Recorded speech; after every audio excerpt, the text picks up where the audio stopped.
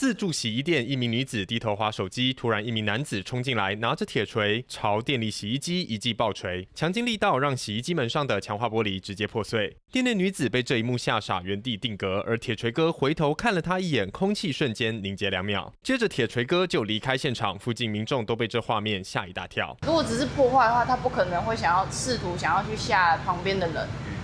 你吓旁边的人，你万一你真的想动手啊，反而那个人会受伤。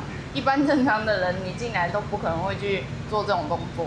事情发生在29号基隆仁爱店这家无人自助洗衣店，深夜突然遭到铁锤哥攻击，而业者到现场一看，欲哭无泪。偏偏被砸的洗衣机是店里最昂贵的机型，一台要价30多万元，平均一天营收1000多元，这下被砸毁，业者很头痛。它需要是大批的量，才有办法进得来。